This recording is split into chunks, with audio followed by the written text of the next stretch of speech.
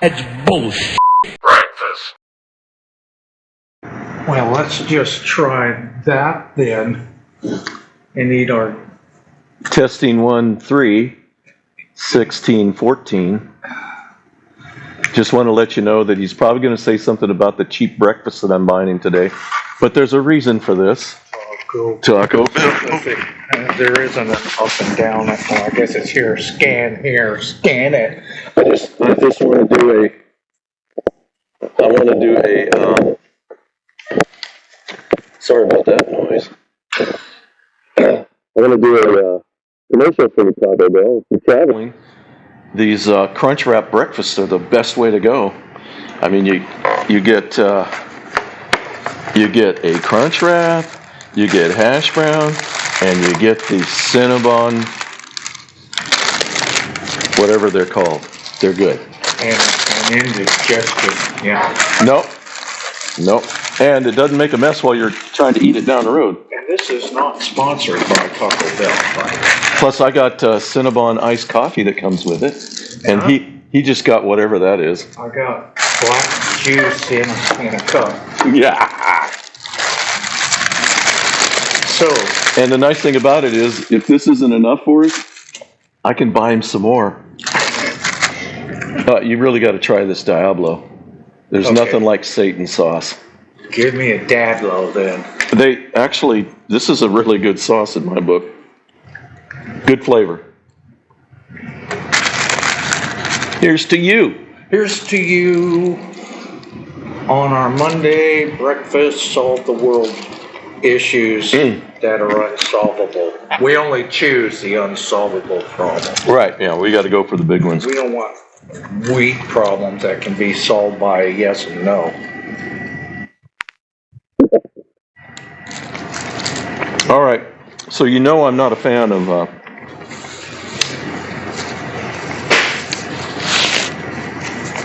reality shows. No. I mean, come on. But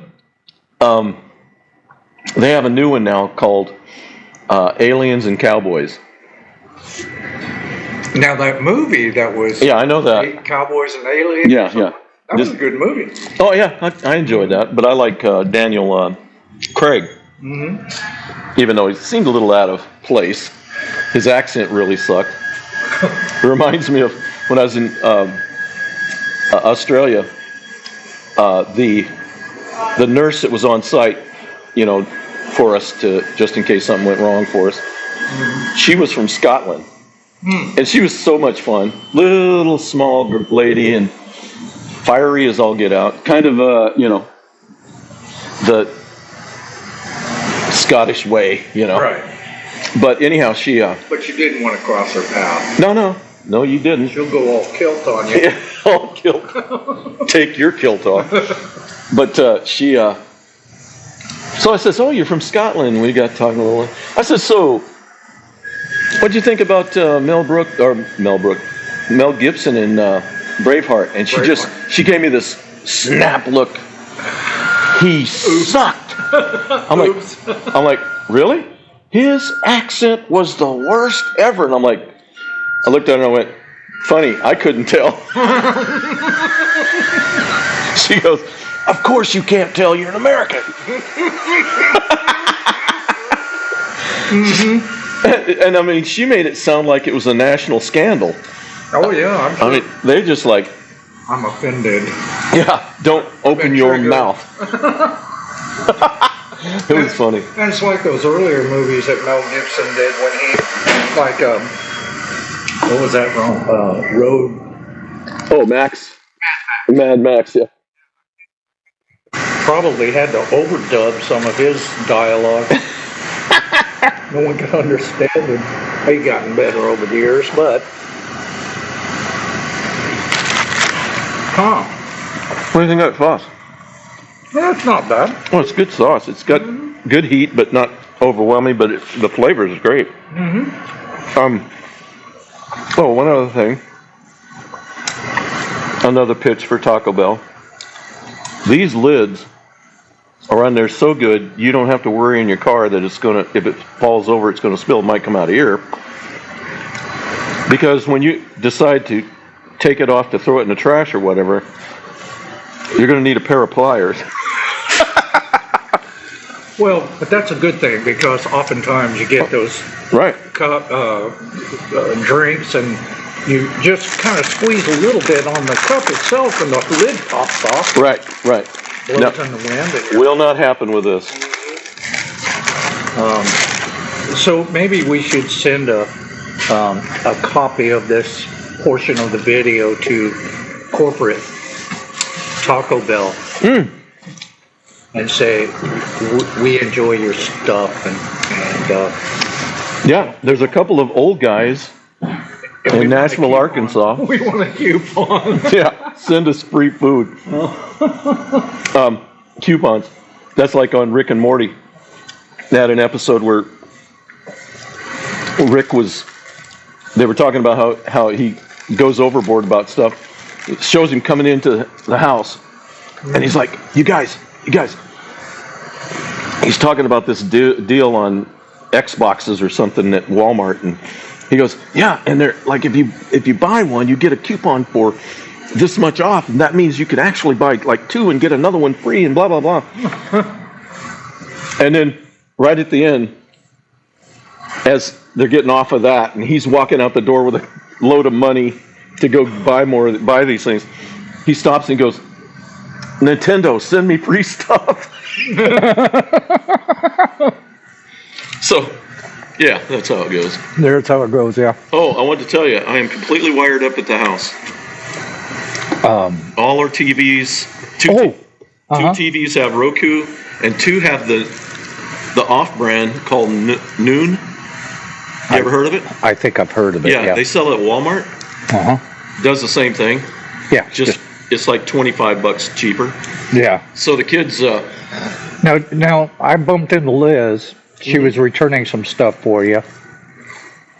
And of course, she smacked me on the back. I was on the customer service, and I turned around and I said, look, lady, I don't work here. And don't bother getting your manager. Now just think about it. She's been around the greens for so many years. That probably didn't even faze her. It did. Typical green. But she told me that Jeremy was going to come and show you some alternatives. Yeah, well, so they went and we already had 2 Rokus, and I hadn't set one up. It's kind of like, oh, I'm set. Yeah, we'll do that one later. Yeah, I got the one in front of my lazy boy done. I'm so typical, man. Why? Oh, well, we just do what we do. But, so they went and got those, and then we have one of those Google things, Chrome. Hey Google, what time is it, whatever. Alexa. No, this is the Google one. They, for Christmas, bought us an Alexa. Well, Alexa is Google. No, we've got one that says, hey, you have to say, hey Google, and then we got one that says, hey Alexa. Oh. So I don't know what they are. I just know that that's what you got to do with them. Okay. But anyhow, the Google one that was in the kitchen, Jason and Mai gave it to us. Oh man, that doesn't damage us. Is that not fitting in your ear? Yeah, normally I do a wet willy. Well, do what will it? Whatever you need to do. Hey, my ears should be just like yours, unless you are the milkman's kid.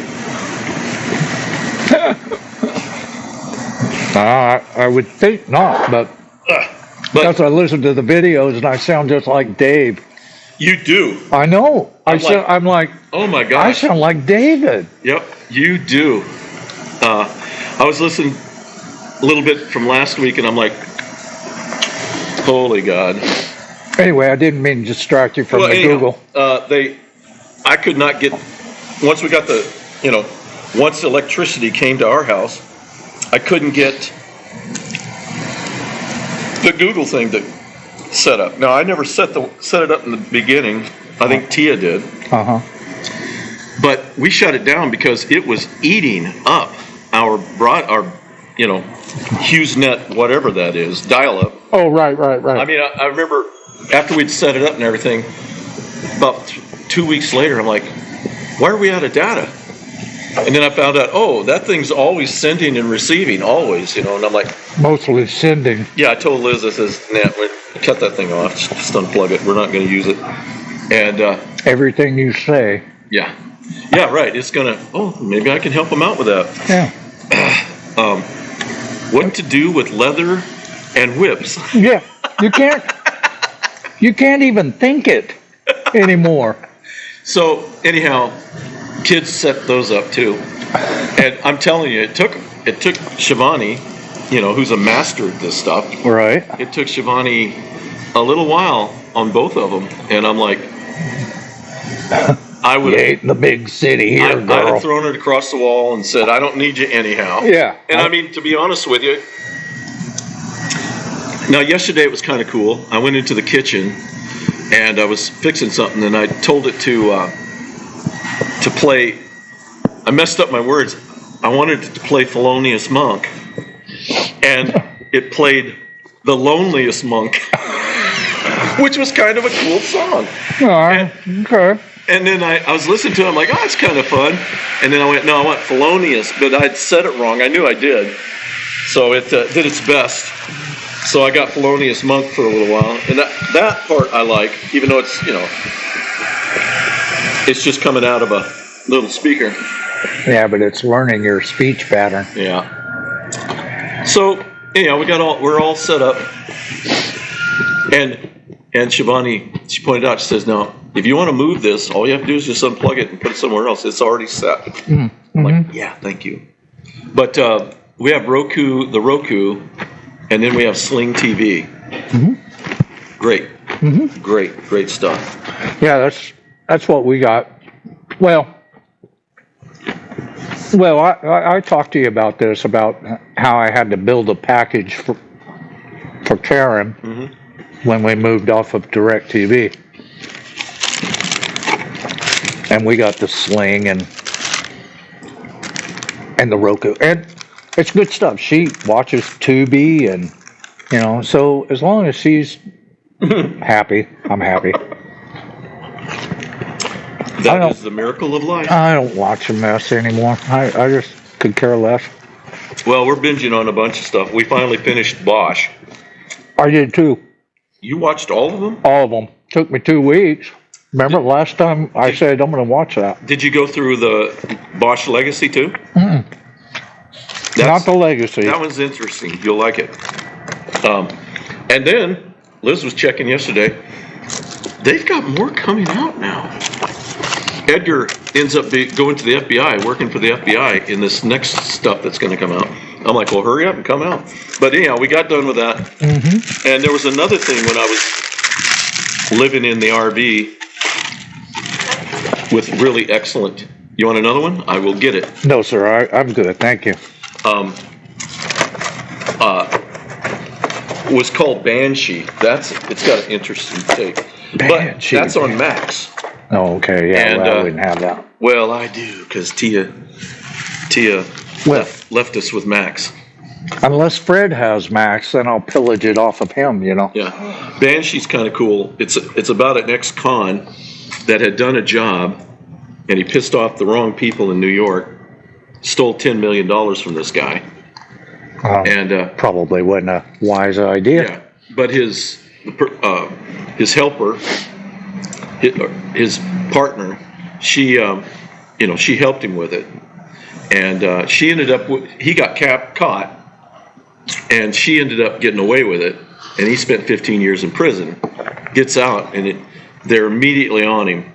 Yeah. We're gonna take it out of your hide and stuff like this. You know how it works, and so I'll just give this away because it's the interesting take on it. One of them, he ends up he finds out where she's at. Okay. Okay. And they had a third partner. He was the tech geek. He did all the tech stuff. And he found out where she was at. So he went to Banshee, Pennsylvania, which I don't think there is such a thing, but and found her and everything. Well, while he's there, first day he's there, he stops in this bar, and it's just an old, rundown bar out of town, and sitting down talking to the bartender. Bartender turns out to be a ex-fighter, but he spent time in jail, Right. He asks him, so where'd you sit? And he tells him, he says, well, I sit here.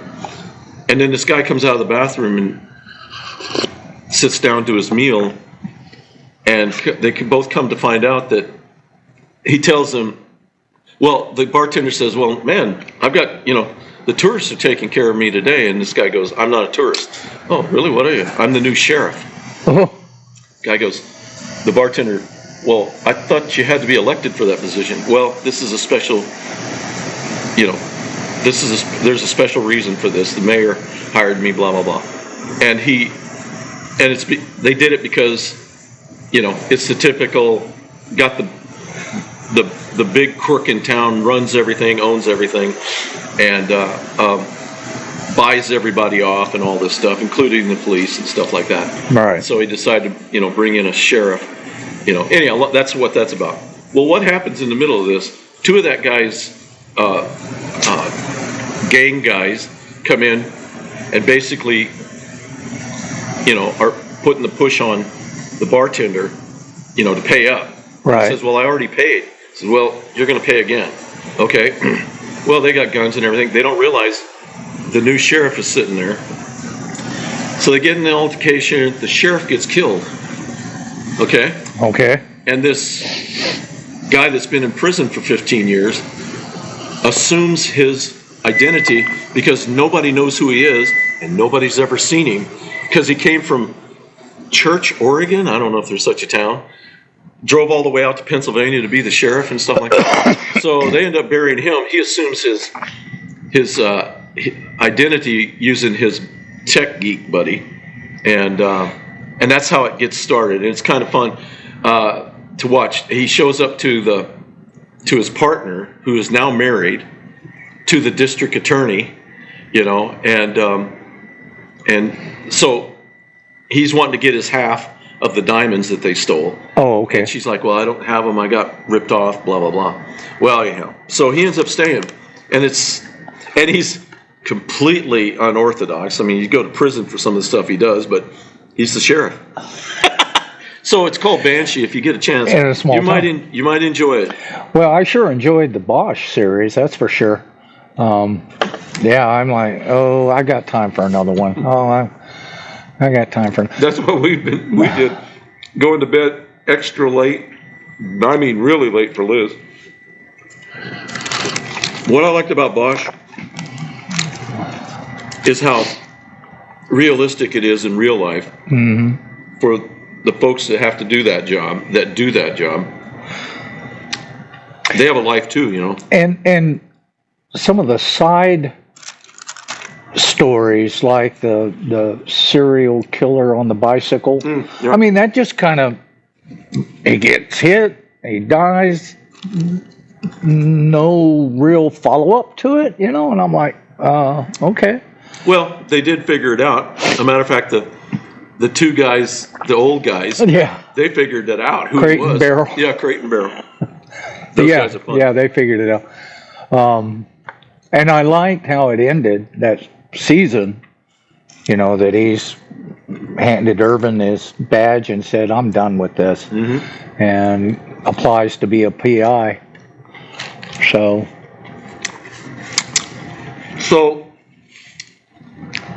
far, the Legacy season was two seasons. The second season went to 9. You get to see Irvin again. Oh, do you? Yeah, and guess what they're doing? Talking about Bosch. Yeah.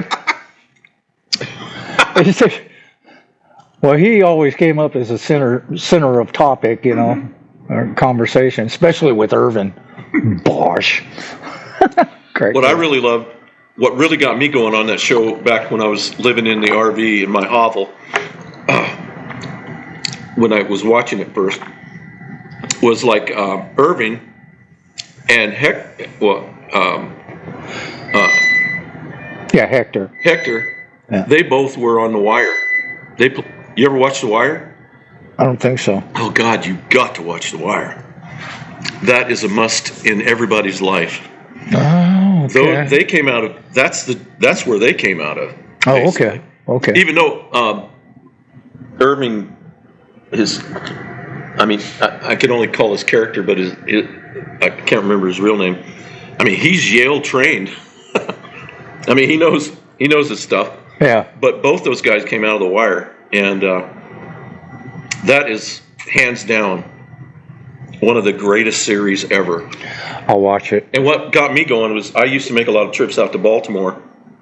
Well, out to Maryland to Edgewood, but which is you land in Baltimore, you drive through Baltimore. As a matter of fact, one trip I stayed in Baltimore, downtown in the Inner Harbor. But you get to know Baltimore. And I started watching this. I'm like, oh man, I know this. It's so cool. I know where that corner is. But the story's amazing. Oh yeah. The Wire is amazing. I like how the main storyline goes, and then they have these offshoots, Oh yeah, and then how they tie those up in little bows and yeah. yeah. It makes me wonder. The guy that wrote those is named Conley. I'm thinking about buying the series and reading it. Well, his book shows up over in the trivia. I'm telling you, okay, I might Can I have just to. sit this thing here? I guess you could. It's right under your leg. Oh, sure it is. I don't know. Maybe we need to get you a strap on. Okay, so if Joe doesn't come through very well, it's because he can't keep a thing in his ear. I don't have a strap on. I hear it's really interesting, but I don't have a strap on. I wonder if it'd work better in this ear.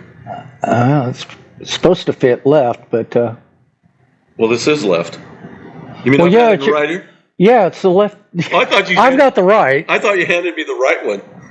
I didn't even. I handed you the right one, You, which means the right microphone for the left ear. My bad. yeah, it's his fault. Okay, yeah. So if you can't hear what I'm saying, it's his fault. I'm sorry you couldn't follow instructions. My bad. Normal. Yeah, you got to watch The Wire. I forgot how many seasons. It's huge, but just fun to watch. Interesting. You ever heard the term? If you're going to shoot at the king, you better not miss. You ever heard that term? If you're going to shoot the king, you better not miss. I haven't heard that term. Well, if you ever hear it, that's where it came from. It came from The Wire. Well, I mean, I can see that logic. Mm-hmm. Yeah. You're gonna pop a cap in the robe. Better make sure he drops. Or she. Well, you said king, so yeah. Yeah. Oh man. So yeah, as I was saying, Liz and I visited a little bit at Walmart. Now, are you going to be available to help me? I said, yeah, Liz, just reach out to me. I said, they can cut his legs off and glue 'em back bolt on some steel plating and hinges and call it I'm good. gonna have to remember this when I wake up and they say, "Well, how you doing?" Where's my bolts? Putting on a Ritz. God. Frankenstein is awake. Oh my. Oh yeah. Yeah. I'm afraid I won't have the presence of mind to do that. Yeah. Yeah. You're gonna go through some serious stuff. And I'm gonna tell you, if it's worse than what I went through yesterday, I have no idea why. I mean, I've been doing really good. I was kind of freaking out. I'm having more trouble with the secondary thing that I was telling you about with the sciatica. Oh yeah. I was having more trouble with that than my knees. And then yesterday, it's like, oh, don't forget me. I'm like, I told Liz, I The said, knees are like, I'm here. yeah, you forgot about me. Let me show you why you shouldn't do that. Mighty, that was painful yesterday. Suffer the consequences. Yeah. So, but I managed to get a couple things done. I went and got the ladder and put it up on where the dishes are, Oh, because HughesNet sent me a box and you got to get the radio off of it. Right. And I'm like, so I'm like, well, look, Jeremy, it's morning. There's still a little frost around. I said, I just want you to go up there and I handed him a Sawzall. I said, just cut that post off and hand it down, and I'll take it off. So he gets up there, and I really didn't want him to, I don't want anything to happen. Well, sure, no, of course And not. he gets up there and he goes, you got a Phillips screwdriver? I'm like, well, yeah. He says, well, that's all I need.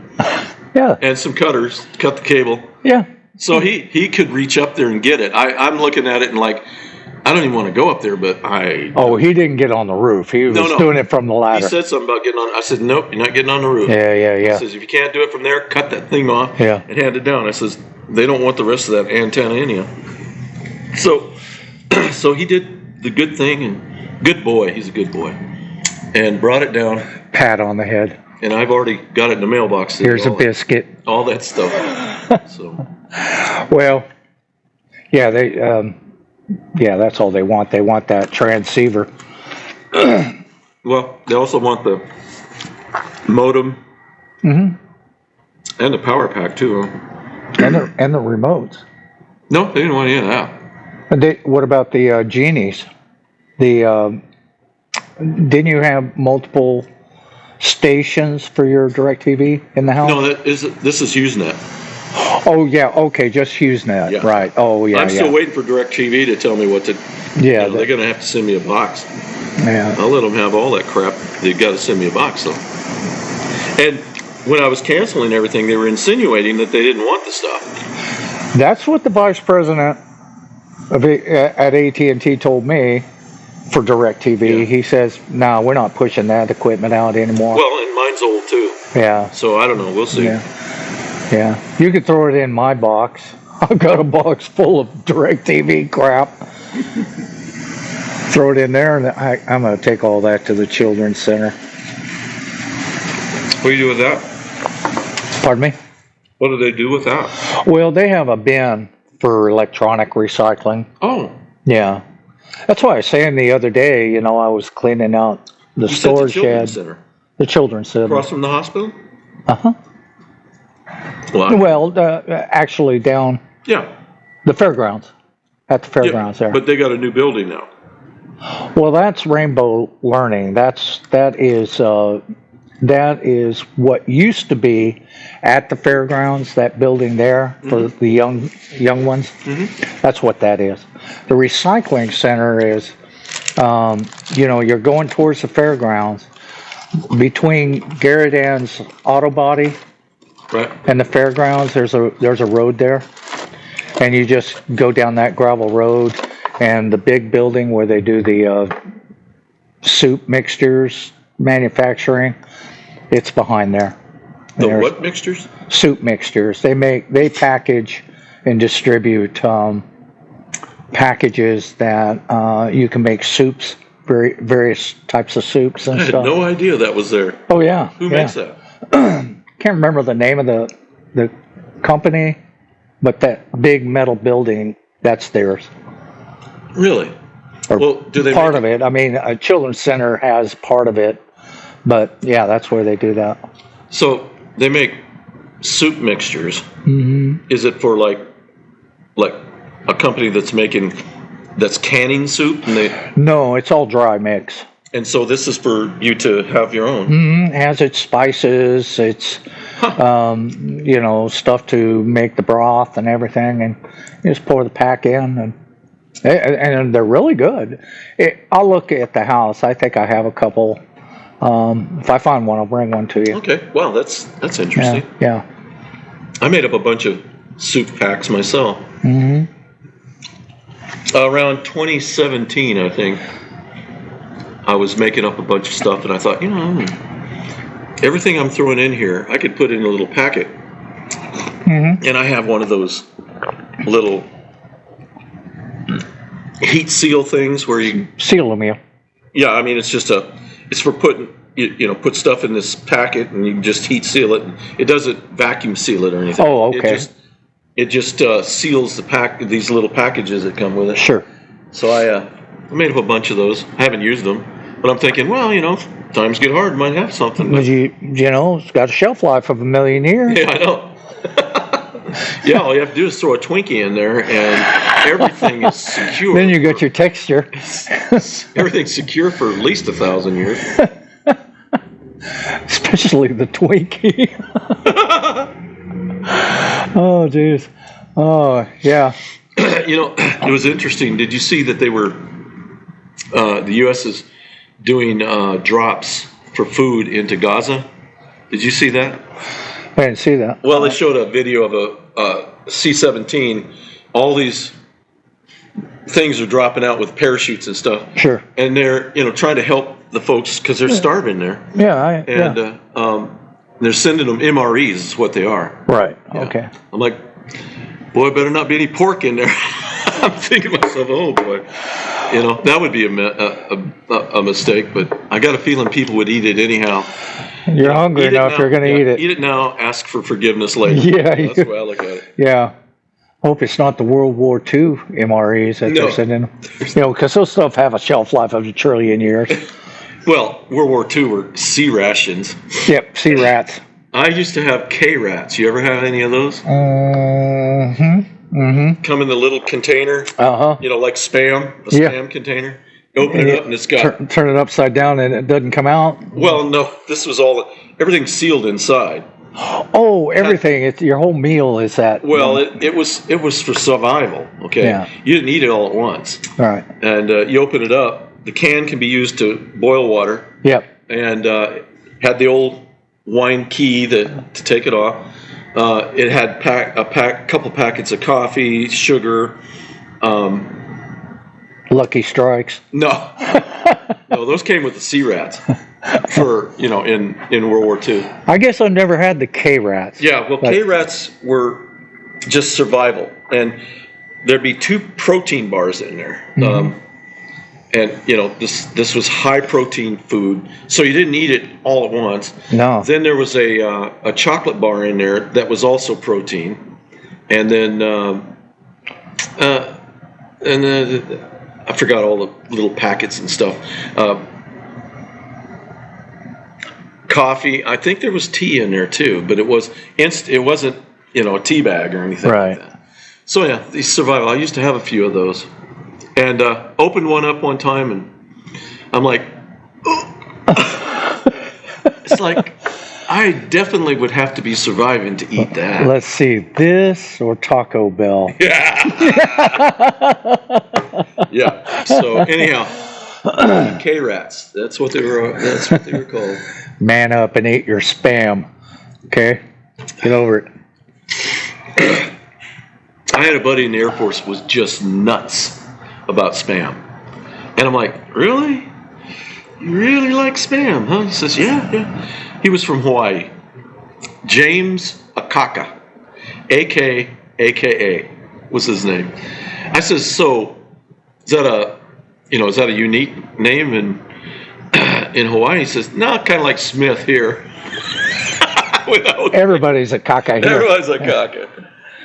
He's a great guy. He told me, I said, so how can I do Hawaii on the cheap? He says, camp out on the beach. That's what we do.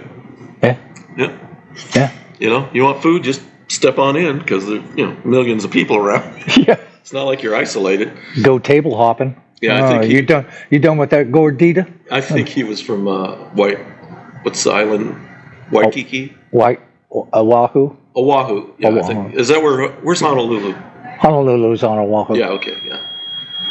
Oh no! I'm sorry. Waikiki's on Oahu. Honolulu's on Hawaii. On the Big Island? On the Big Island. Okay, I don't remember where he was. He just said that's it's like going to Idaho for me. Yeah, but that's what he said. If you want to do it cheap, just camp on the beach. And I had another buddy that was from the Philippines. This guy was really interesting. He said, yeah. He says, I decided one day I was tired of living in the jungle, He said, that's where I live. He said, man, everything you want is out there except for like Burger King, Taco Bell. Taco Bell. He said, I'm going to join the Air Force, and he did. Well, And because they can, because Yeah. I don't know about now, but back then, they were still considered what do you call it, a territory of the United States. well, right. I mean, because in the Navy there was a lot of Filipino. Oh yeah. Yeah, a lot From of Filipino. Philippines. Yeah, Yeah. yeah. Because one of my best friends, he was Filipino. He was actually I reported to him, and man, whenever we go to the Philippines, it's like, yeah, we'll be going here, Yeah. going here, You guys would go there. and you come back and you're out like $6. Like, you rural bro. Oh, I figured you were going to say, yeah, we went and made Subic Bay famous again. I don't think Subic Bay can get any more famous when you're 20, 30 miles out to sea and you're going, Philippines. Yeah. Yeah, it's like Korea out here. Man, once you get over the stink, then you're okay. Well, in Korea, I mean, that's where my shipmates would, especially the Filipinos, because they would buy the Nikes there for their kids. I mean, they'd load up. Oh, yeah. Because a pair of Nikes in Korea is like $2. I know. And they would load up, and a lot of the guys would, they had subscriptions to Playboy. Well, in Korea, that's like gold. Oh, really? That's like gold. You take, you're done with all these subscriptions, and you pack those up and head out to the street markets. Oh yeah, it's like gold. How about that? Uh-huh. Well, when I was working for the Air Force in Grand Forks, we had KC-135 tankers, and every once in a while, guy come walk into the office, some pilot, and because again, my boss, the chiefs of safety that I worked with, they were all rated pilots. Yeah. All these guys coming in their jumpsuit stuff. And then we had a whole section that was flight safety. They were all pilots except for their NCO. And but anyhow, every once in a while, a guy come walking in and says, "We're making a channel run. What do you want?" Give us your shopping list. So one time I said, "Well, I'd like to get a softball or a baseball glove." Okay, no problem. What brand? Yeah, they're all made there. And I'm like, I don't know, Spalding, I guess. Okay. Wilson. Yeah. And then I ordered some eel skin billfolds, $5 a piece, And that's what they do. They make a channel run. Everybody would make their list, give it to them, and then these guys, they'd land in Seoul or wherever they went. Right. And normally Seoul, because they'd go downtown Seoul and get everything, Right. This one guy that worked for me, he always had them go to Fredericks of Seoul. Like Fredericks of California? And Fredericks, Yeah. or Fredericks and Nelson, yeah. Yeah. Fredericks. Fredericks. It was first Fredericks. Yeah, that, did all the, because Yeah. he loved getting stuff for his wife. And he says, yeah, I want this, and this. And I'm like, man, Rod, you're really cranked the wrong way. And he says, no, my wife loves this and I love it on her. And I'm like, okay. And Fredericks is spelled Fredericks. Like Timex or Romex. Yeah, that's it. So that he'd get her stuff from Fredericks, and then have them pick up a couple of Dooney and Burke purses, because they make. If you want to, I've learned in my little side hustle how to spot a fake, and Yeah. Yeah, they were all fake, but he didn't care. She didn't care, Knockoffs is just as fine. Yeah. From a distance. And he was stationed there for a while, and he said, "Man, you can go downtown Sonton," and he said, "You want a pair of Nikes and stuff?" He says they will literally outline your foot, go in the back, and come back with exactly what you want, and it's exactly how it's supposed to feel. All right. I'm like, wow. Well, I tell you what, those guys knew when we were coming because they had their little crap shacks set up right there on the quay wall. Yeah. That's like the tourist guys trade. with a bunch of Playboys under their arms. You know, it was like $10-$20 a pop here. That's where I bought. Well, in Japan, when the Walkman first was introduced into the market, Yeah. I bought the custom Elite Cadillac Walkman, and I kept the box and everything, right? And I played the snot out of that thing from Japan to Korea. And when we got to Korea, I brushed it off, cleaned it up, put it all back in the box, because electronics was hard to come by as far really? as consumer electronics. Took that out into the marketplace, got my money back, got a percentage profit out of that, and I got my use out of it. I'm like, yeah, buddy. Yeah. That's how it goes. Yeah. So funny. When we first pulled into Korea, you know, their currency is won, WON, Yeah. won. Well, $10 American exchanged for won is a stack about like that. Well, when you flip 100 over there, you know, how are you going to put that in your wallet? Right. You know, Yeah. you're folding it up and stuffing your pockets, and you got wands hanging out and everything. Yeah. Well, that's like in Australia. They use the hell out of coins. Oh yeah. And I'm like, nobody does that, you know? So, and I mean, we're talking $2 coins and, you know, all this stuff. And I'm like, $20 coins. Oh yeah. And so in our apartment, you know, always shared with one of the guys. And when you come in, there's a little area with a table where you can throw your keys and stuff. We had a bowl, and it's just like, oh my gosh, 5 pounds of coins. We just throw the coins in there. Use them if you want. Normally we left a big old bowl full of coins because nobody wants to take them, you know. Well, and left them for the folks that were, you know, having to clean up behind us. Well, I tell you what, I was flying back to LAX from Sydney, and I just had all this Australian currency. At that time, the Australian currency was more valuable than the American currency. Well, I'm a little low on cash flow, so I go to the exchange booth and I'm handing them Australian. That's why I don't have any Australian currency anymore. I'm like, cash it out. I need some travel money. Yeah. Well, if you need some, I got a few. I don't know what the exchange rate is now, but Can you exchange in town here? I don't know. I don't know if you can or Is there a not. bank that does it? Not that I'm aware of. Yeah, because I have a bunch of Mexican money that it's, you know, still valid money.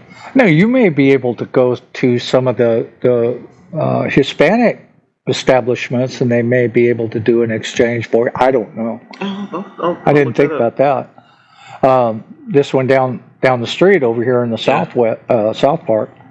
I know they do money transfers.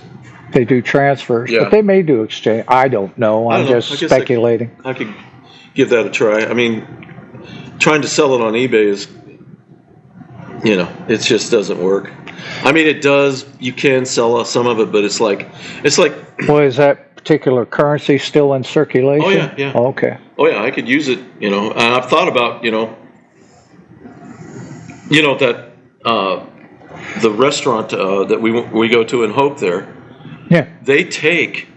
Pesos. Yeah, they do. They to pay for meals, and I thought, well, that'd be interesting. Go in here and just pay for the meal with pesos. Here's your tip. Yeah. Whoa. Peso.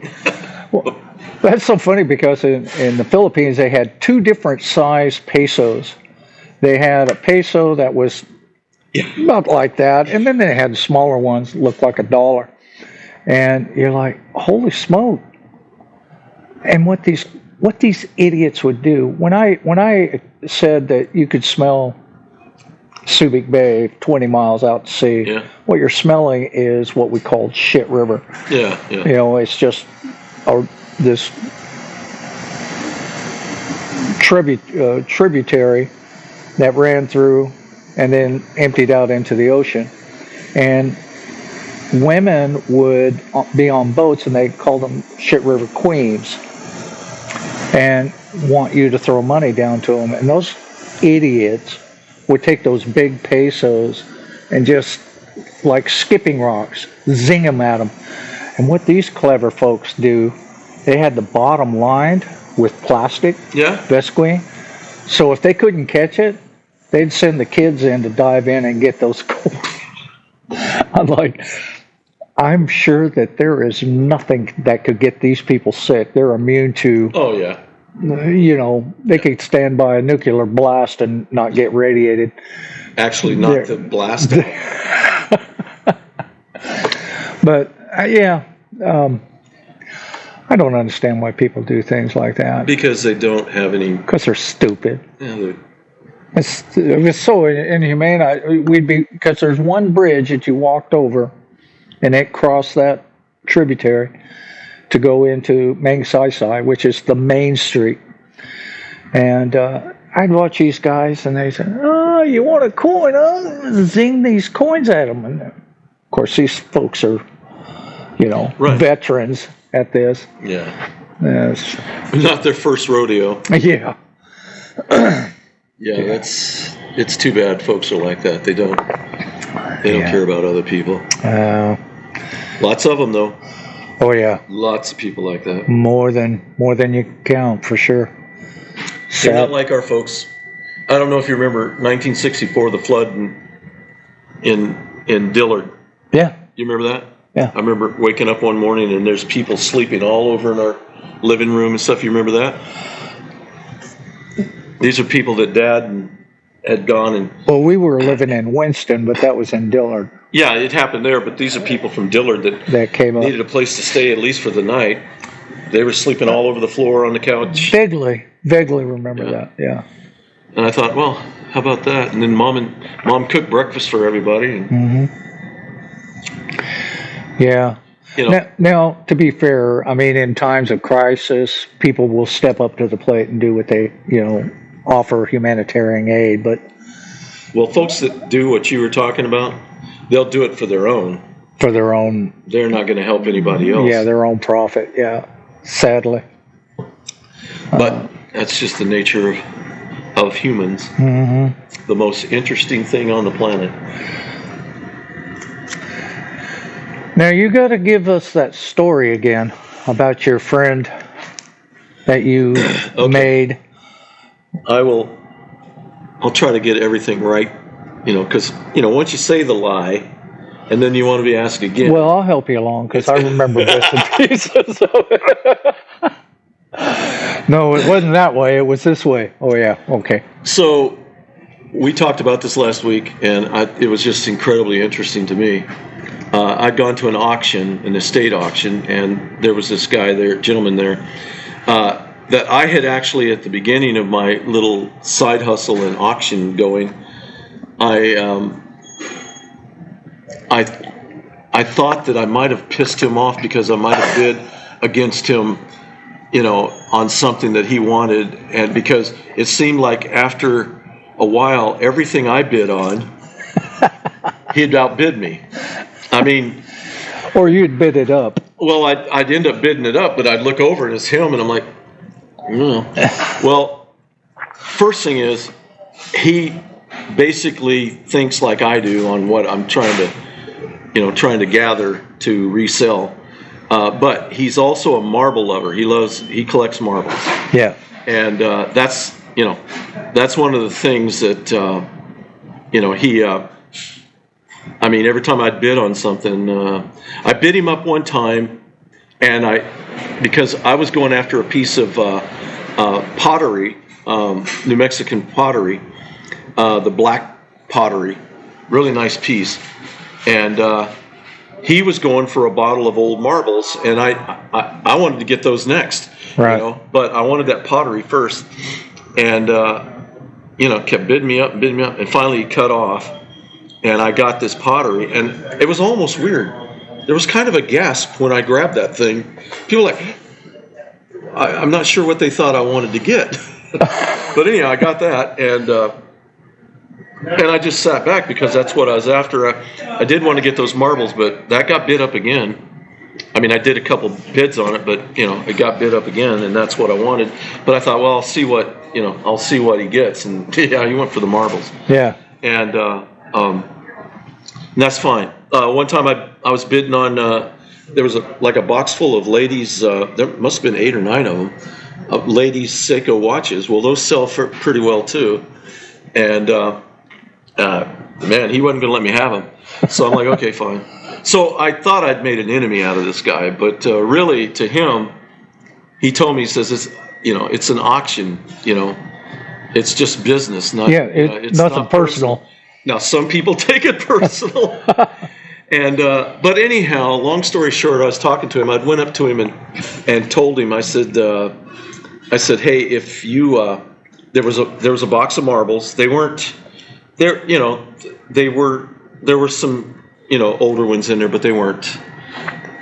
I mean, it's a fickle thing, marbles. I mean, Yeah. I have some listed now. I have 20 marbles listed that are, they're prized, but it's weird. People, I've got it set up to bid. I've got watchers, but not bids. Right. Well, yeah. Long story short, I went up to him. I said, "Look," I says, "Are you going to bid on those marbles?" And he kind of like, "Huh?" I'm like, "Well, I know that you like marbles and everything." And I said, "If you're going to bid, I'm not going to. I'm not going to bid against you."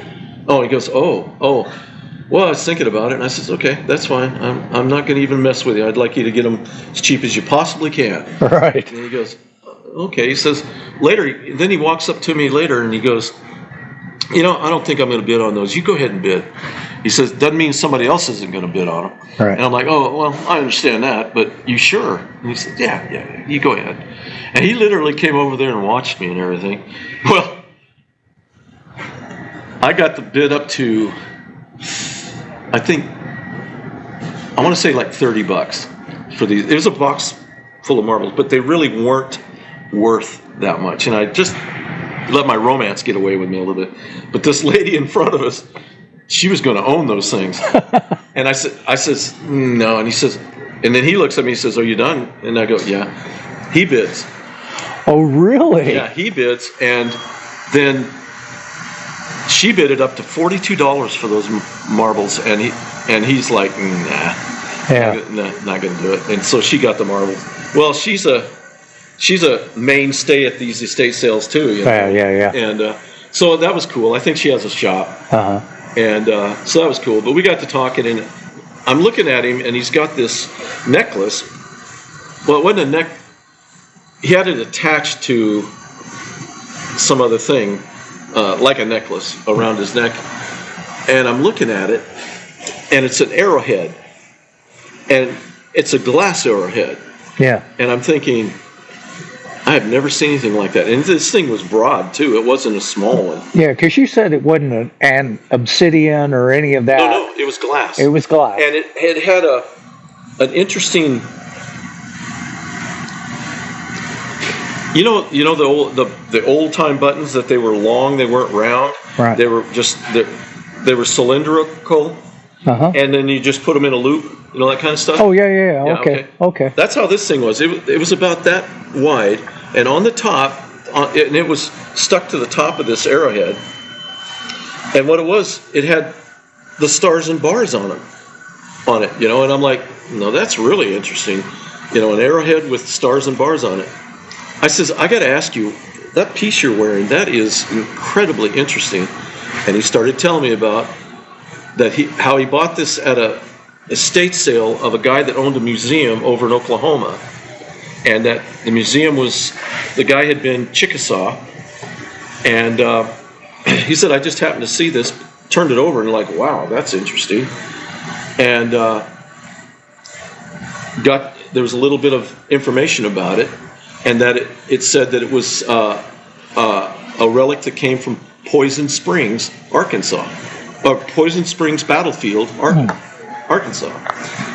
And I remember driving by the signs coming back from Pine Bluff to here, taking the back roads, running into the sign Poison Springs. But long story short, he said that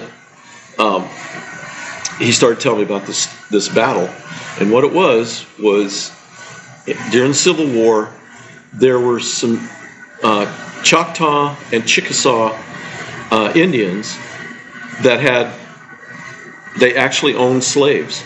Right. Okay, and so they were fighting for the Confederacy, basically personal reasons. Right. But they were fighting for the Confederacy, and they ended up in some brigade over here, and while they were over here, doing the thing with the Confederates,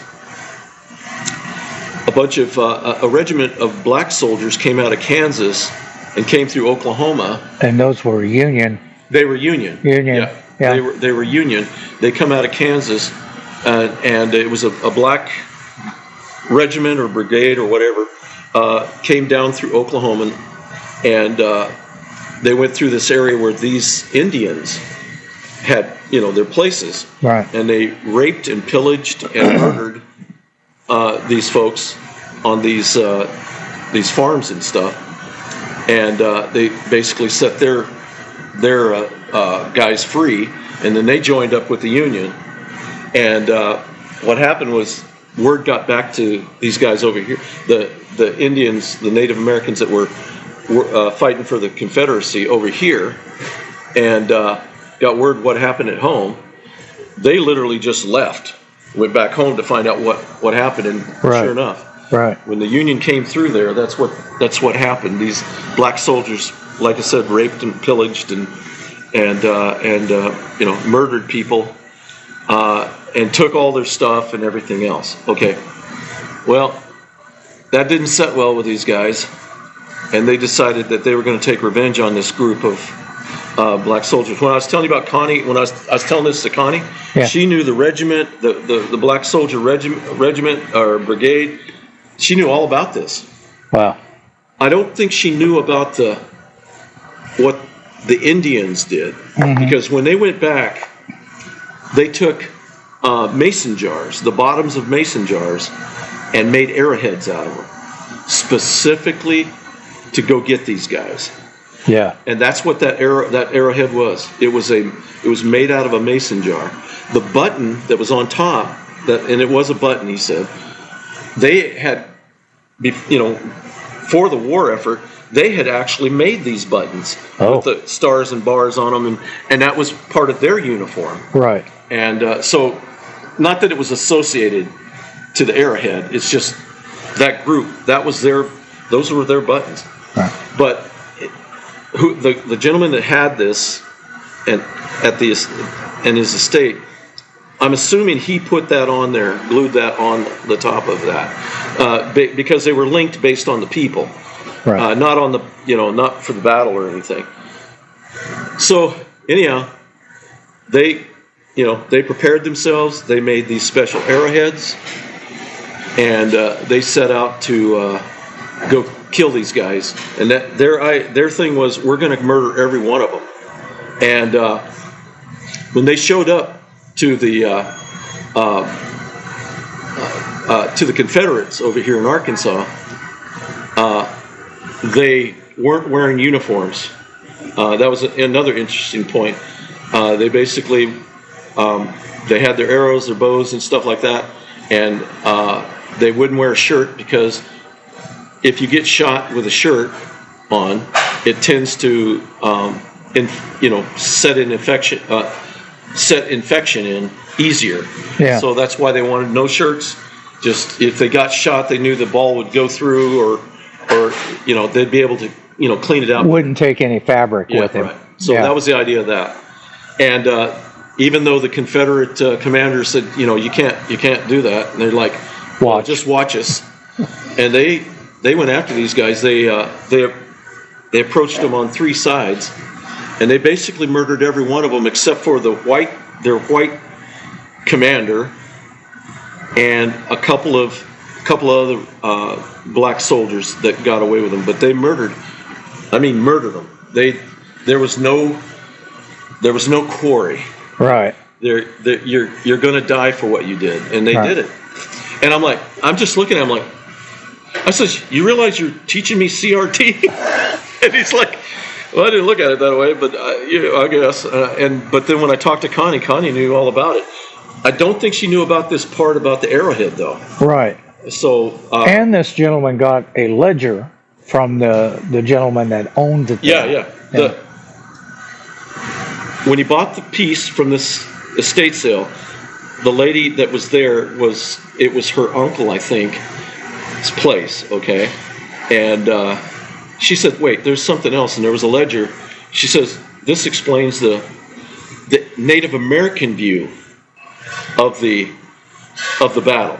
Right. And I don't think the depository in Washington might, but I don't think it has that information. Well, it'd be an interesting thing to go to the archive there and look for the Poison Springs battle. Right. And then talk to the curator and say, I know a guy who's got the story from the Native American, Chickasaw and Choctaw Nation. I just might do that. Yeah. And I'd like to get that information to give to my friend next time I see him. Yeah. And say, hey, here's what I found, and I got it from the Arkansas, whatever it is. Arkansas Archives. State Archives, yeah. But pretty cool story. It was. That is a great story. And I took a picture of it, and I think I deleted it. Next time I see him, I'm going to ask him, please take a picture of that and let me have that. Yeah. Because I'd like to send that to Dave and just show it to him. Yeah. He'd get a kick out of that. So. Did he show up at the Glenwood this last week? He wasn't there. I haven't seen him at that one. Okay. I didn't see him at that one, and the one the week before. And I hope he's okay. We also got to talking about when I talked to him the first time, and we talked about that piece. Right. That was in Glenwood. And we got to talking about, he made some statement about the Vietnam War, and I said, well, my brother was, I said, I actually had two brothers in the war. I says, pre-war and then war. Right. And I says, no matter what, it's going to do a number on you. Sure. And he said, yeah. He says, the thing I hated was when I came home, how they treated me. And I'm like, yeah, there's no excuse for that. And I don't know I don't have any words to make that feel better. Right. And he says, yeah. He says, I get over it. I'm basically over it, but it still bothers me. I'm like, it would bother me too. Yeah. And so I told him, I says, I think that happened with those coming back from Korean War too. Might have. I don't know.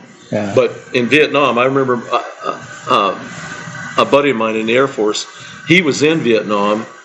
He worked on C-119 Caribous, and those are prop jobs that they use piston stuff. I can't think of the name right now, but so they did away with that. The Air Force went to all jet and stuff like that.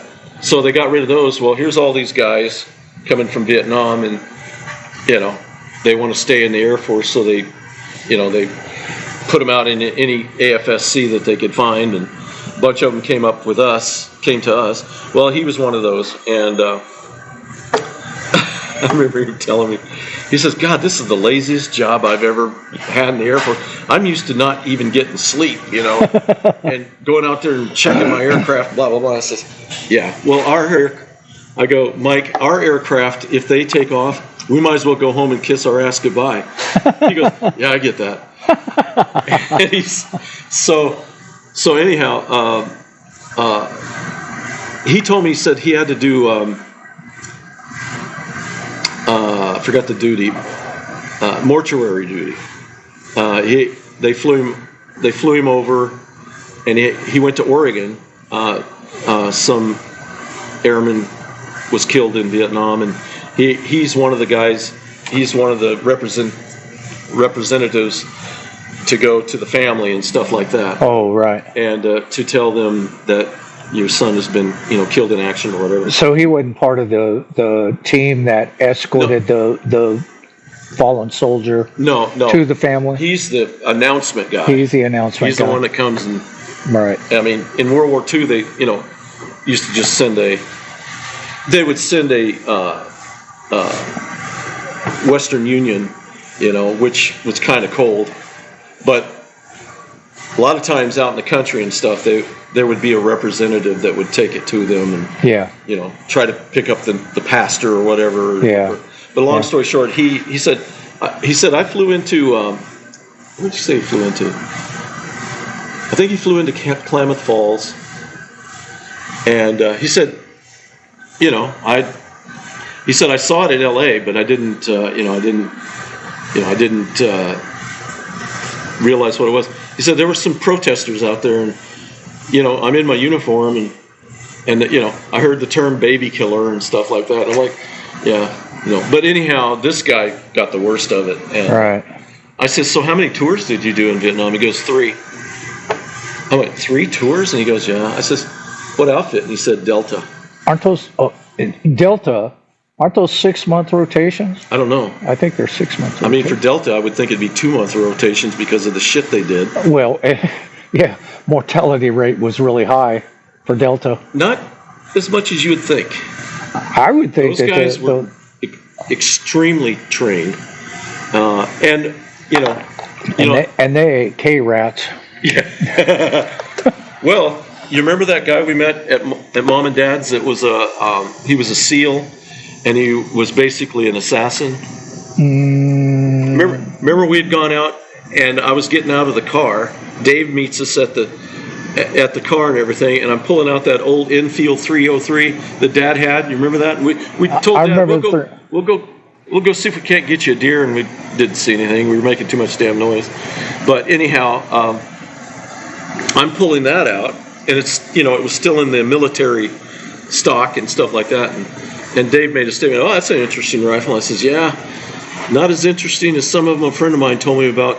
Working the blackbirds and I says, those were the guys, they flew caribous, but they were called blackbirds. They flew these guys in, dropped them off in the middle of nowhere, and then flew back. And I was saying that this friend of mine told me, he said, they had rifles, I don't even know exactly what they did. Maybe they shot behind you or something. He said, these things were amazing looking. But anyhow, he said, I was talking to you and Dave, and I noticed this guy just freaking out on the sidewalk. You don't remember that guy? No, I don't recall. So you went on in the house, took the rifle on in the house, and Dave and I are talking, and that's when I'm saying this. And Dave goes, yeah, I knew about those guys. Well, he went on in, and I'm standing there getting some more stuff out of the car, and this guy walks up and says, and that stuff you were talking about? And I'm like, yeah? Like, who are you? He says, that's all true. I'm like, oh. He says, I used to fly on those planes. And then I realized that Diane had told me she had a friend that was an ex-SEAL that he went mental because of what he had to do in Vietnam. And they I guess they Section 8 him out. But he told me, he says, my very first mission, it took me 3 months to get back. They just dropped him off, and that was it. You'd find your way back. Yeah, and they were taking out normally political people. But long story short, he said, yeah, it took me either 2 or 3 months to get back, get over the line. Yeah. And he said, then it's all big debrief and stuff like that. But Diane told me this: the reason he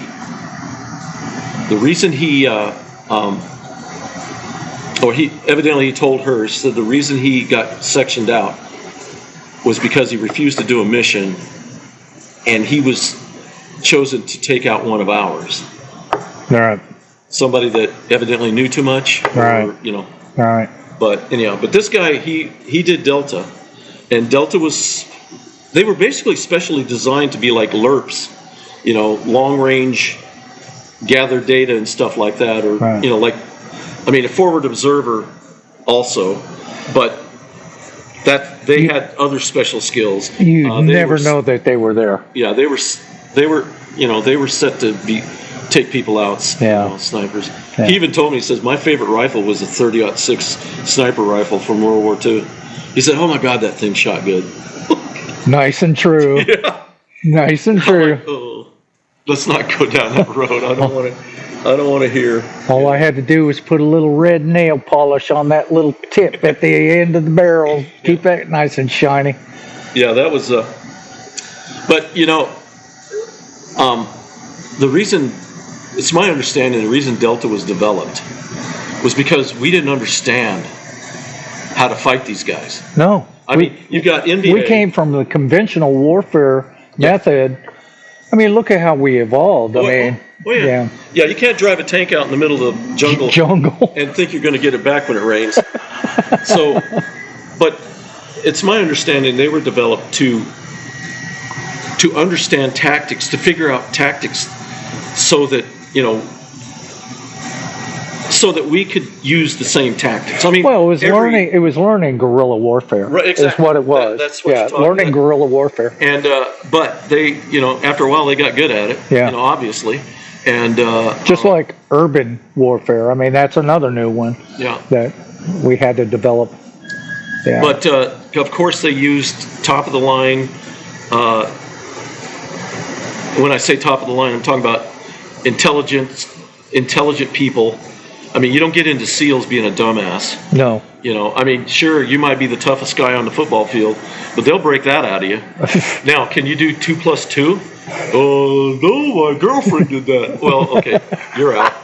My cheerleader girlfriend. Yeah. She did the 2 + 2. Right. So. Well, yeah. But anyhow, it was interesting to listen to what he said, and I didn't want him to talk about how many kills he had or whatever. That's not the pretty part, because you got to remember, soldiers are soldiers. Right. Okay, and if you're a soldier from another army, even the enemy, I must treat you, unless you're a complete animal, I must treat you as a soldier, because that's a whole different speak, and that's how you're supposed to do it. That's right. That's right. And I like what David, made a statement one time to me. He says they were just as good as we were. Oh yeah. He says you got to respect that. Yeah. And but when it's you and me, if it's between you and me, well, I'm gonna do my thing. Right.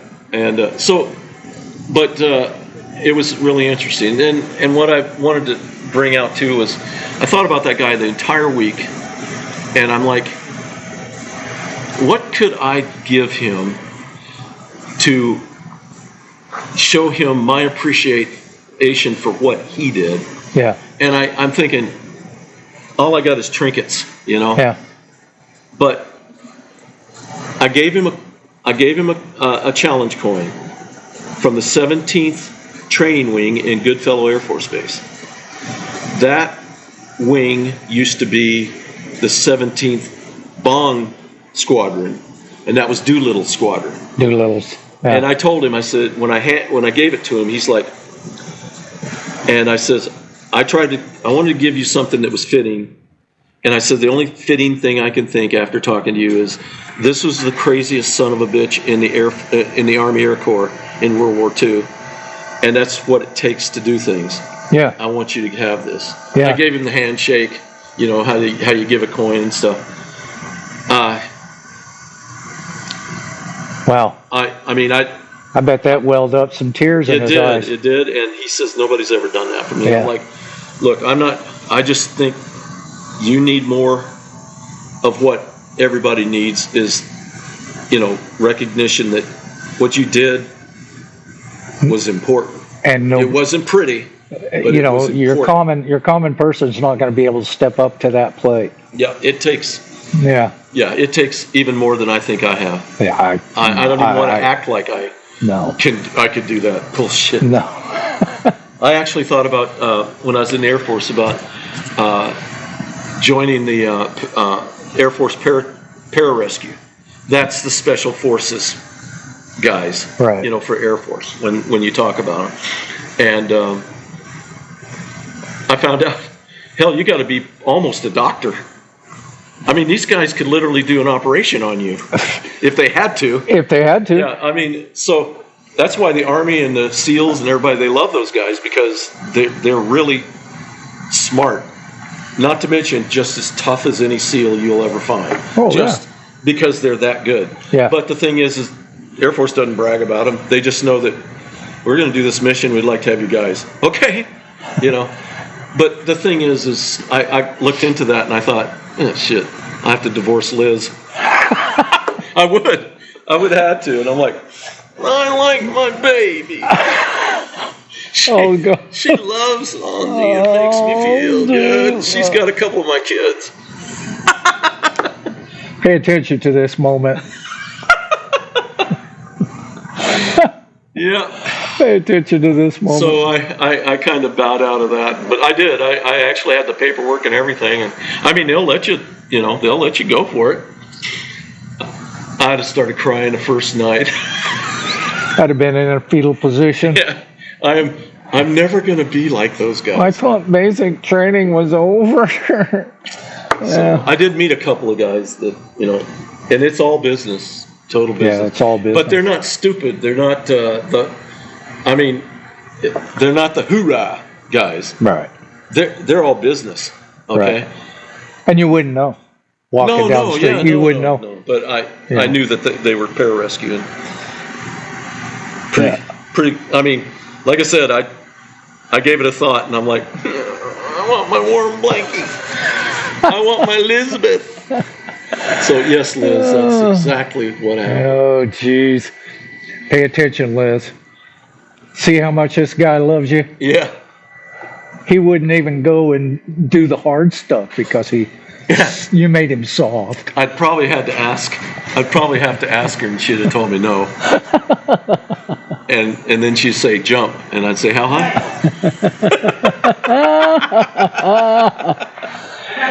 And that's how it rolls, man. That's how it rolls. This thing's better in my ear. Yeah. Hey, it kind of sticks. Apple's got something about how the anatomy is and how their junk's going to hang in people's ears. Well, I got to thinking my ears were different than yours, and I'm like, one of us is the milkman's kid. I honestly thought you said the right ear. And I'm like, okay, that's fine. My bad. Well, I'll always hand you the left ear one. Okay. You always get the left ear one. All right. And I should have noticed, I'm looking at let me turn my head that way. Oh, he's got that in the right ear. Yeah, okay. Yeah. Yeah, they're not, what would you say, ear neutral. Yeah, guess not. Yeah. So what's your game plan today?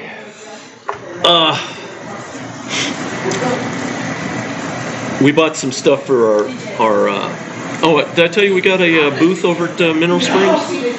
No. The little thrift store there? Did you get one in? Finally. You finally got in? I told her when I walked in, I'm like, I'm here to get my booth. Because the lady that owns it called me. Yeah. And I said, I'm here to get my booth. And no, I'm not dead. Because I used to come in and say, how close am I to a booth? Am I going to die first? She'd laugh. But what I didn't know is the folks that run the front desk were told that anytime somebody comes in for the booth to ask about their booth, where their standing is, they'd put a star by it that I'd ask. Well, there must have been 20 stars next to mine. Pretty soon you got the gold star. So when the lady called me, and she told me about this little process that they use. She says because people have put their name on it and never ask. And, it's just one of those rising things, Sure. And she says, so this booth came open, and she said, so tell me who's been asking for a booth the most.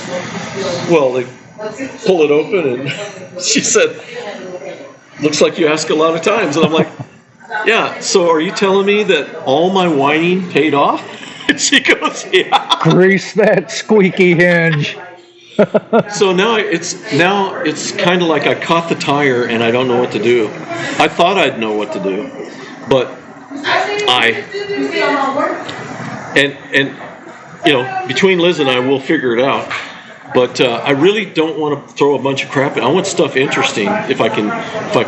Yeah. And but what I am doing is there's a bunch of stuff on my listings that I'm taking off because they're just. I knew they weren't going to go anywhere. Yeah. And so I'm going to put those in there and sell them cheap because I got them cheap. So, how big is your booth? 3 by 3. It's about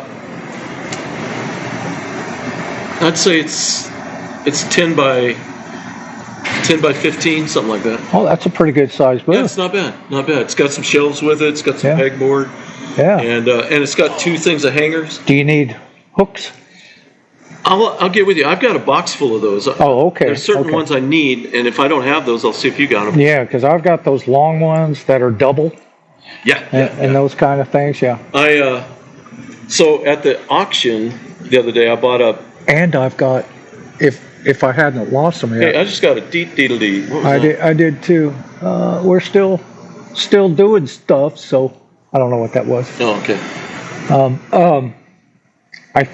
If I hadn't thrown them away, I had the little plastic things where you can put the price on. Oh, I don't need that. Yeah. No. No, as a matter of fact, she advised that the best thing to do is to just take masking tape and stick it to it, write on it and stick, because people tend to take off the prices and Oh, I stuff see. like that. But I'm just hoping that there was a lady there when we first went in there. I was walking away and I'm going, yeah, I'm going to fill this with stuff and I'm selling it cheap. She says, that's what we like to hear. Yay! I'm like, that's what I want to do. Care what you do, just pay your rent. Yeah, that's the whole thing, I'm going to give it 3 months. Yeah. If it doesn't, if I haven't figured it out by then, that'll give me plenty of auctions to go to.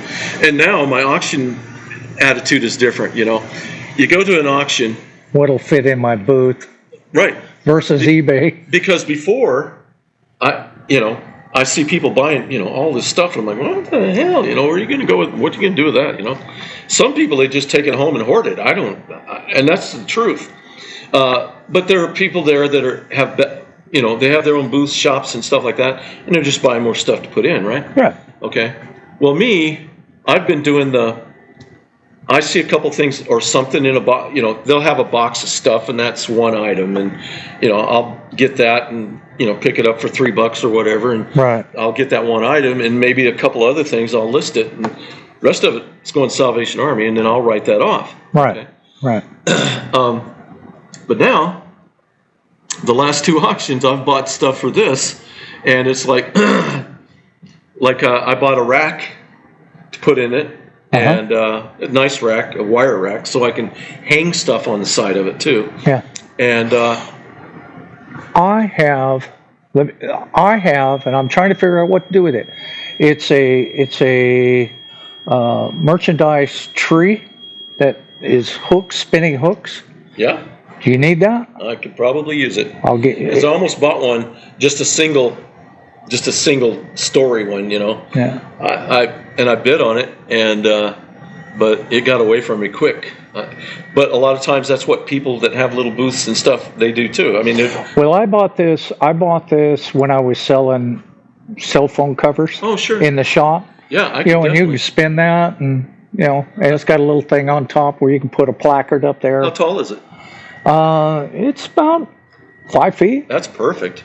Yeah. Perfect. Okay. Good. Yeah, I'll take I've it. got that. Got that at the house. But anyhow, now I'm looking at stuff in an auction, like, say this table has a bunch of things on it, right? What they'll do is we're bidding for choice. So you bid it up, and if there's something you want, you better bid it up so you get it, right? Right. So you bid it up. Okay, I want this. Okay. Then they turn around. Anybody else for that price? No. They start bidding it up again. Well, what happens is after a while, through attrition, there's things that nobody really wants. Right. And they don't want to pay a real price.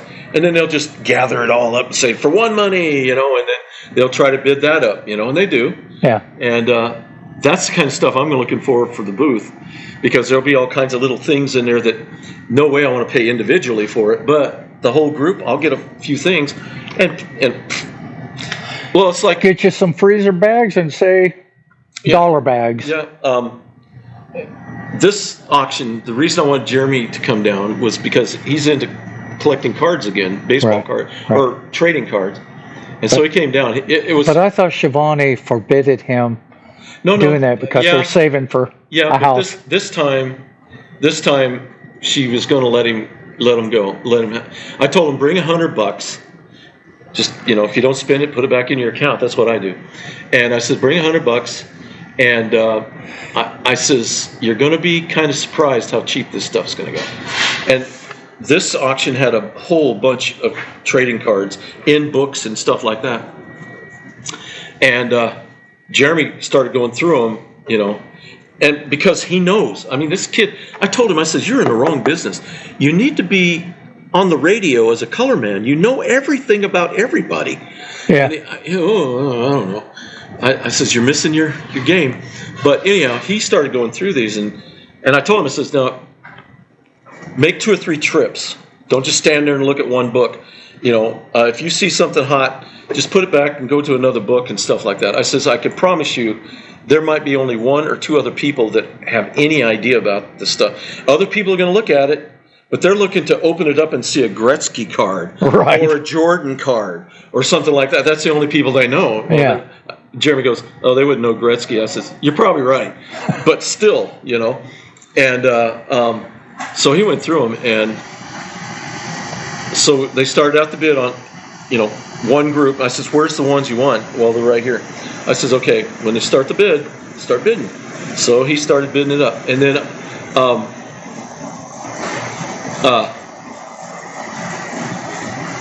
and he kind of stopped, and I'm like, uh-oh, I bid. And to make sure that, whatever you're doing, stop and start bidding. And then all of a sudden he bids. And of course the auctioneer knows me. He calls me Nashville. And he looks over at me, and I'm like, oh, no. And so Jeremy won the bid. And he calls out my name, or he calls out my number. He says, okay, number 75. I went, no. He's old enough to have a number now. He's 101. Oh, okay. Because I'd introduced him to him and stuff. This is my son and everything. First time, player and stuff. And so he went up there, and he ended up getting these 2 books. And for some reason, this guy's dad, he says, well, that book goes with this one. Oh, okay. So he ended up with 3 books. But he only paid twice, for the books. And $17.50 each. Sweet. And he showed me, he says, flips over and he says, pulls out his phone, pulls up on eBay and everything. He says, see that card right there? $125. But this card had been verified, so you pay for that. Yeah. But I says, and then he found, and this was kind of cool too. We went and put his away in the truck, and we come back, and they were still auctioning off, and they'd gotten to the point where the ones that nobody wanted, they just put them all together, and I bought that. Because I'm thinking, well, shoot, that's something I'm going to put in the booth.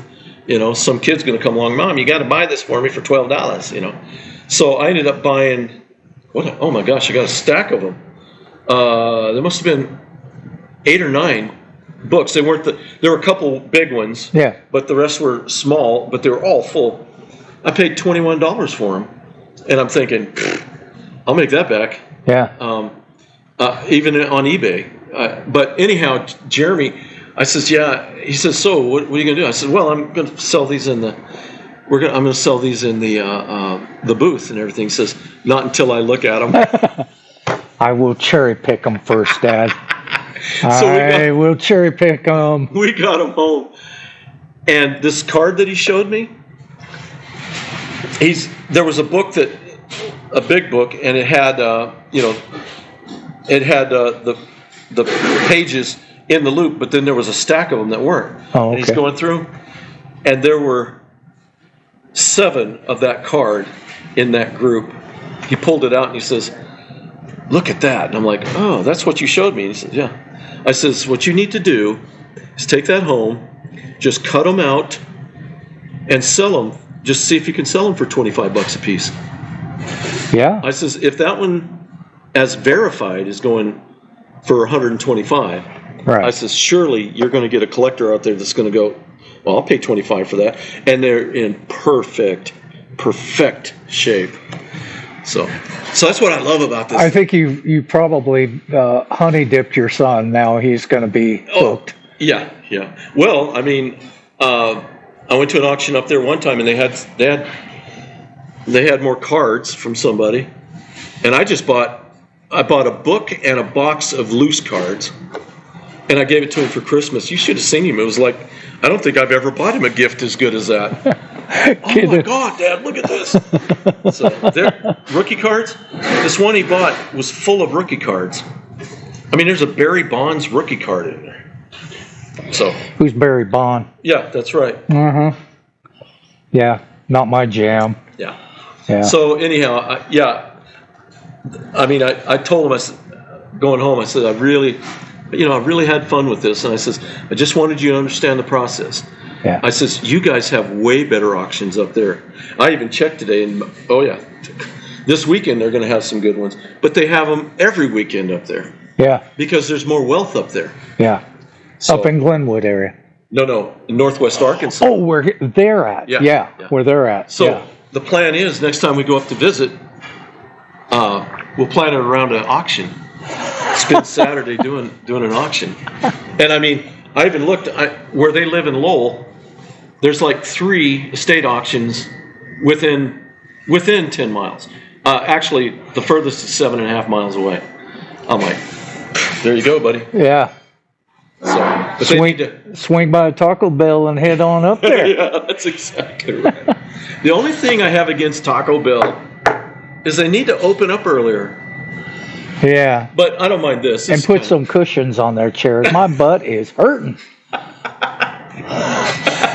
Sitting on this piece of plywood, man. Yeah. It's like Yeah, he it's wouldn't rough. have been a Navy SEAL either. I would if they had cushions on the chairs. And I didn't have to carry a log in the ocean. The first Navy SEAL I ever met was a guy named Wolfram.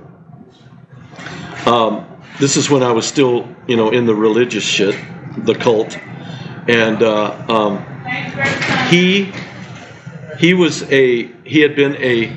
had an incredible story, but he had been in the SEALs, and he gave us he was a missionary. He was going on a mission with the cult I belong to, and church, but it's a cult, and he was going around talking to these churches about, and getting money, for his mission and stuff. He was from Portland, Oregon. Oh yeah. Yeah, but he was taught. He did a little slideshow on, being what the training and stuff was. But he had a really interesting story. And here's another thing: if you ever want to see him, if you can find the Life magazine, 1969 Life magazine of the Apollo mission, Apollo, what was that? 11. Apollo 11 mission. If you open it up and look at the the pictures and stuff, he's the frogman that's standing on top of the capsule.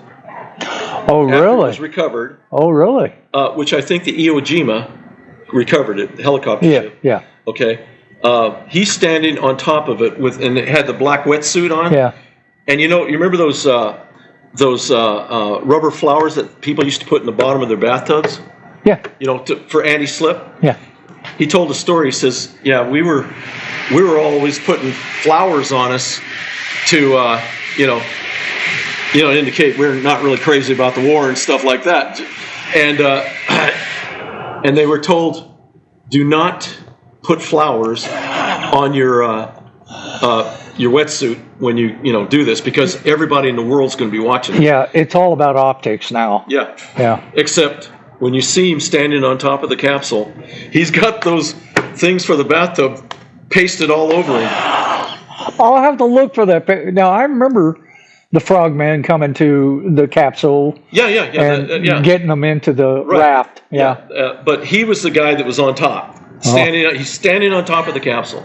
I don't know if they were raising it at that time. Maybe they were pulling it in. I don't know. Oh, but, okay. But anyhow, he's on top. You'll see the picture. I've looked. It's there.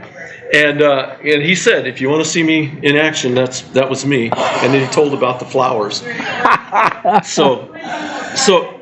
But anyhow, he talked about the training and everything. He says, "Yeah, we'd go out there and they'd have us in the water and hauling logs and stuff out on the sand and running in the sand and stuff like that." And he says, for a It was break, brutal. yeah, for a break, we'd be all completely messy. They'd throw us a piece of bread, So anyhow, That's your meal for a month. but he I think that's 6-week training, 8-week training. If I'd have had the money, I'd have loved to have bought this, but to help raise funds, You want a number 10? he was the first to the capsule, swim out to the capsule. Okay. And he said the first thing I did is I reached up and grabbed a whole bunch of that gold foil, ripped it off of it, and shoved it into my wetsuit. And I imagine he had a piece as big as this table, you know. And he said it was just, you know, pretty significant thing. I wanted to have a souvenir from it. I'm taking a piece of this capsule. So he did, and So you got about $1's worth of gold maybe. film. Yeah, maybe. But he was selling little pieces of it for $1,500, you know, for his mission. Oh, I see. Okay. Yeah, well, I mean, he wasn't doing it for him. He was doing it to pay for he and his wife to go wherever they were going and everything. Right. But it was an interesting story, interesting guy. That is funny. His story was really strange. After that episode, I don't know if he fell out of favor or whatever, he ended up going to the Mekong Delta, and he was stationed on riverboats. And this is where the story really gets interesting. That's what Kennedy did. Well, he was PT. John Kennedy. He was a PT. He was PT. Yeah. PT. Commander. But John Kerry was a riverboat man. Oh, I didn't know that. Yeah. Okay. Fast boats, they called them. So he started telling this story, and this is his story how God saved him and all this crap. And he said, so our base was in the middle of the Mekong River, and it was just a pontoon base. You know, I mean, they built one-story building on these pontoons out in the middle of the river. It was anchored into the river, and he said every time we would get in a boat and go somewhere, you would see people running along the river, transferring information, and then he said they literally would follow us everywhere we would go on the river. You know? Yeah. And so he told this story about how there was this one area that they were briefed, never go in there. And a matter of fact, it was what it was. Evidently, it was an NVA ammo dump or something that was up in there. But whatever it was hot. And a matter of fact, it was so important that you don't go up there. There was a cable run. It was like a backwater. Yeah. And he said there was a cable that was run across it, and it had 3 signs on it, and one was in English, one was in French, and one was in Vietnamese. And it basically said, "Do not go any further than this. You know, out of bounds or out. You know, you can't go any further than this." And so he said, never expected to ever have a mission up there because that's what they told us. We'll never go up there. It's too dangerous. And he said that one day they got orders. We're going up there, and he's like, "Why? Why are we doing this?" But the sign. Yeah. He said they had an old boat that he and 2 other guys were driving in front of it was a beater boat, and he says the good ones were behind us. We were just a target. You know, Draw the attention. any mines or anything like that. Sorry, we love you guys, but see you in the next life. Yeah, we're not sacrificing one of the good boats. Yeah. And so anyhow, he said we got up to that first wire or cable, and he said my buddy reached down there with the cutters and cut it, and you know, it fell away. And he says I expected the end of the world right there, and nothing. And so they slowly went on up, and they made this corner, and there was another cable. And he said, "Oh, Last chance. yeah." And that one was only in English, I think he said. It might have been French and English. And he said, "Okay, well, all these other boats behind him. Now, this is, you know, I mean, I'm assuming it was a pretty good expanse, but then it narrowed where they were at." And he said, my buddy reached down and cut that, started walking it back, and we took off and we're heading on up, and all of a sudden it was like firestorm. Yeah. He says they were shooting rockets from the beach straight at us. He said it would hit one side, knock us this way, hit the other side. They're shooting both ways and everything. And they got up there, and the boat basically petered out and choked the channel. And the other boats, they're kind of stuck too. And he said, we managed to get off of that boat, all three of them, got off that boat, got back to the next one to them, got on and everything. And he said they just rained down on us from everywhere. And they were shooting point blank at us, And he said, we managed to get the boat turned around. He says, I think he said he was on a 50 shooting at anything on the beach and stuff like that. And he said, just as we got turned around, the other boats managed to get away, and they were heading out. A rocket come and hit right next to him. Whoa. But it didn't go off. And that's where he says, yeah, that's where God saved me, Yeah. Okay. But anyhow, they got out. I don't know how. There was somebody got killed. But anyhow. Did he tell you what their objective was?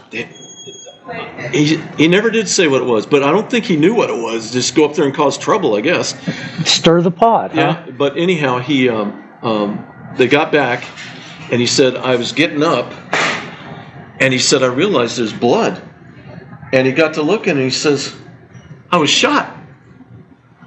Got shot in the upper leg here, and it was bleeding. There was definitely a hole, and it was painful. But he says I couldn't see where it came out. Huh. Well, anyhow, he said he ended up going to the hospital and everything, and they spent.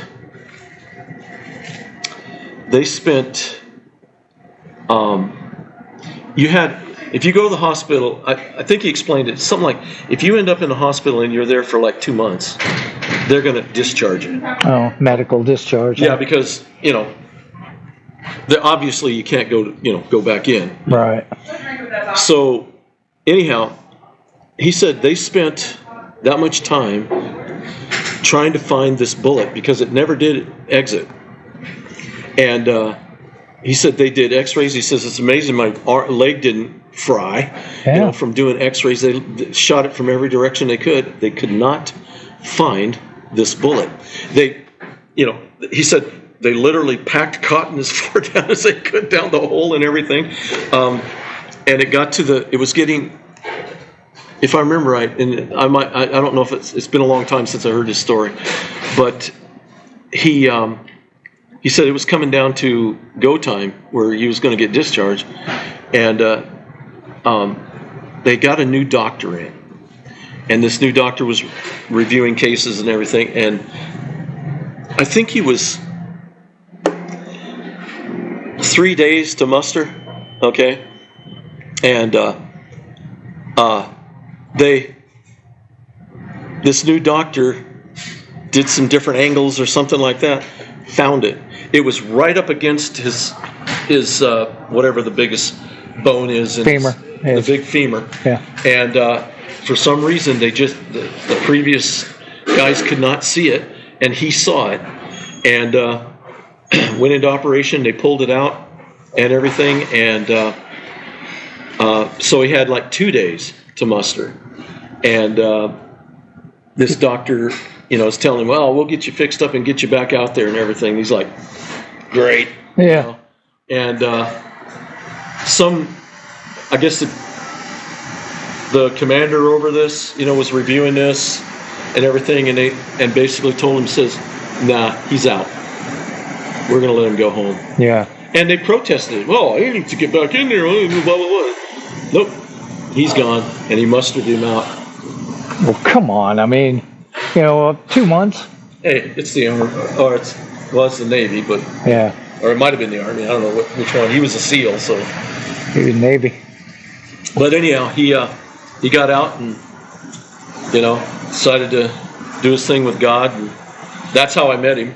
Yeah. I mean, he came and gave this presentation to my cult building, and it was totally interesting. I was Plus, he was an Oregonian, so I had to, shake his hand. Hey, good to meet you and stuff like that. Respect. Yeah, sure. respect. Respect. Sure. So Not because you're from Oregon, but that's some heavy line of work. I was hoping I could talk him out of a piece of that foil. I mean, he had them framed and everything. It was nice, But I'm on an airman's pay. Sorry. That's a little too much romance. Yeah. Well, it'd have been nice to have though. Yeah, and Liz would have told me you need to join the pararescue because you ain't gonna see me anymore. Oh shoot! Oh man. But yeah, I'm sorry. I don't know how this divulged into that, but my plan today is to do those things that I bought. I'm thinking about painting. Bought a piece of furniture. I'd call it a table, but it's a 2-deck table, and it had a really nice pot on it, a flower pot, really nice one. And somebody said, "Well, it's cracked," and I think the auctioneer said, "Well, it's cracked." I think everybody heard that and they didn't want to touch it. Really nice round table with a second round level, Okay. and a nice big pot, and I bought it for $3. Yeah. And I'm like, yeah, that's okay. So That's that's called dessert tables. no, this is something you'd have in your living room or your garden room or whatever, but it's going to go into the booth. It's going to go in the booth so I can display stuff. Well, if you want, when we leave here, if you want to come over to the house and get that tree, Sure, yeah. I'll follow you. because it's just sitting out on a couple of trash cans that I have out there. So what'd you think of my breakfast? That was good. Yeah, I'm telling you, if you're traveling, there's two things I get if I'm traveling. I want to eat and drive. It's either a McMuffin, egg McMuffin, or one of these because it doesn't make a mess. Well, and that is by design. Yeah. Yeah, that's by design. So, but yeah, they're kind of tasty and they're cheap. Yeah. Plus, you get one of these cinnamon coffees if you're foo-foo. Well, if you're foo-foo. Yeah, I like these. I brought Liz here the other day, so I want to take you out to breakfast. Oh, okay, that's nice. Why are we stopping here? But you were taking me to breakfast. But she likes them These too. greasy rigs. Yeah. I took Garrett over there. We had breakfast the other day. Greasy rigs. Come walking in and, well, first Dean, Celeste and Dean. I hadn't seen Dean in a long time. Friend of Lloyd's. Had a little baby with him. I said, I haven't seen you in a long time. And I said, who's this? I said, he goes, it's your great niece. I said, oh, well, I've never seen her before. Thomas's baby. Yeah. And I walked in, there's Thomas and Caitlin and Denise and Lloyd, and they were having breakfast. I just put my hand on Thomas's shoulder and said, hey, brother. And then I looked at Caitlin, walked off. Yeah. Yeah, Liz won't even acknowledge them. Yeah, just walked off. And I told Karen, I said, I don't either. I'll put my hand on Thomas, but I won't. I won't say anything to I anybody just else. told Karen, I said, I've got better things to spend my energy on Yeah. than to carry that baggage around. Every time I look at them, I think, man, life is short, Yeah. and you're just ick. You're just living life icky. Yeah. You think it's cool to be what you are. But it's yours, Yeah. not mine. That's how I look at it. And I even told Karen, I said, I forgive them for what they've done. I said, I don't. because I don't have to. because I don't have to carry that baggage Yeah, with me. but I'm a heathen. Heathen. I can. With 2 E's. I'll carry 2 bags if I have to. All right, well, let's get out of here. Let's wrap this up. We're wrapping up breakfast. What are we at? An hour 48? Not bad. Shoot, kept things concise, but I'm glad I got that story about the Arrowhead and your newfound friend at the auction competitor. Not my competitor. It's an auction. Nobody's a competitor. Auction companion. Yeah, there we go.